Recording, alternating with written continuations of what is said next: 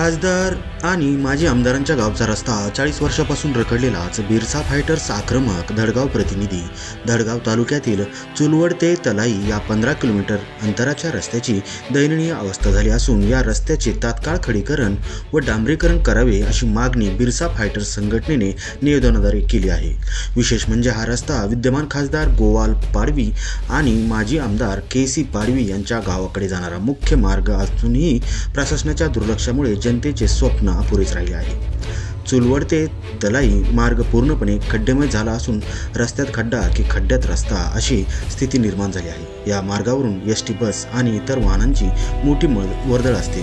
खराब रस्त्यामुळे गरोदर महिला, वृद्ध आणि रुग्णांना जीव मुठीत धरून प्रवास करावा लागत आहे। प्रशासनाने याकडे दुर्लक्ष केल्यास तीव्र आंदोलन छेडण्याचा इशारा बिरसा फायटर्सचे राष्ट्रीय अध्यक्ष सुशीलकुमार पावरा व इतर पदाधिकाऱ्यांनी दिला आहे। तहसीलदार अक्राणी आणि सार्वजनिक बांधकाम विभाग शहादा यांना याबाबतचे निवेदन सादर करण्यात आले आहे। 40 वर्ष उलटूनही लोकप्रतिनिधींच्या भागातील रस्ता होत नसेल तर सामान्यांची कोणाकडे पाहायचे असा संतप्त सवाल आता नागरिकही विचारू लागले आहेत।